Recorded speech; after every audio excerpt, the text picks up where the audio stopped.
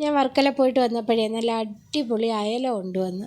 നല്ല കടപ്പുറത്തെ കറുത്ത മണലൊക്കെ പുരണ്ടിരിക്കുന്ന നല്ല പച്ചരി വിത്ത് പോലത്തെ അയല കേട്ടോ. അപ്പോൾ അത് ഞാൻ വെള്ളം ഒഴിച്ച് മാറ്റി വെച്ചതിന് ശേഷം ചോറ്റിനുള്ള അരി അങ്ങ് കഴുകി അടുപ്പത്തിട്ട്, പിന്നെ ഞാൻ മീനെല്ലാം അങ്ങ് വെട്ടി കഴുകി വൃത്തിയാക്കി എടുത്തിട്ടുണ്ട്. അപ്പോൾ ഫ്രൈ ആക്കാനുള്ളത് മാറ്റി, പിന്നെ കറിക്കുള്ളതിനകത്ത് വെള്ളവും ഒഴിച്ചിട്ടിട്ടുണ്ട്. ഇനി നമുക്ക് ഫ്രൈ ആക്കുന്ന മീനിലോട്ട് മസാലയൊക്കെ തേച്ച് കുറച്ച് നേരം അവിടെ മാറ്റി വയ്ക്കാം. അതിനുശേഷം ഞാൻ മുളക് തൈരിട്ടത് ഉണ്ടാക്കുന്നുണ്ട്. അപ്പം ഞാൻ ഈ ഉണ്ടാക്കുന്ന രീതിയിൽ നിങ്ങളൊന്ന് മുളക് തൈരിട്ടത് ഉണ്ടാക്കി നോക്കണേ, അടിപൊളി ടേസ്റ്റാണ്. അപ്പോൾ ആദ്യം തൈരൊന്ന് ഉടച്ച് മാറ്റി വയ്ക്കണം.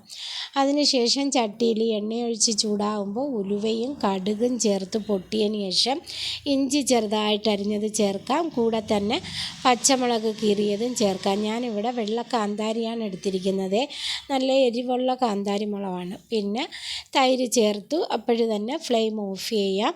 പിന്നെ നമുക്ക് ഉപ്പൊക്കെ നോക്കി പോരെന്നുണ്ടെങ്കിൽ ചേർത്ത് ഇറക്കി വയ്ക്കാം. അതിനുശേഷം ഞാൻ മീനും ഫ്രൈ ആക്കി എടുക്കുന്നുണ്ട്. അപ്പം കറണ്ട് പോയത് കാരണം കറി വയ്ക്കാനായിട്ട് ഞാൻ കുറച്ച് നേരം വെയിറ്റ് ചെയ്തു. പക്ഷേ പിന്നെ മീൻ പൊരിച്ചുകൊണ്ട് നിന്നപ്പോഴത്തേക്ക് കറണ്ട് വന്നു. അങ്ങനെ പിന്നെ ഞാൻ എളുപ്പത്തിൽ തേങ്ങാപ്പാലൊക്കെ എടുത്ത് ഒരു പാല് പുളിയാണവും റെഡിയാക്കി എടുത്തിട്ടുണ്ട്. അങ്ങനെ നമ്മുടെ കറിയും റെഡിയായേ. അപ്പോൾ എൻ്റെ വീഡിയോ കണ്ട് ഇഷ്ടപ്പെടുന്നവർ ലൈക്ക് ചെയ്യാനും ഷെയർ ചെയ്യാനും സബ്സ്ക്രൈബ് ചെയ്യാതെ കാണുന്നവരൊന്ന് സബ്സ്ക്രൈബ് ചെയ്ത് സപ്പോർട്ട് ചെയ്യാനും മറക്കല്ലേ. അടുത്തൊരു വീഡിയോ ആയിട്ട് ഇൻഷാ അല്ലാഹ് വീണ്ടും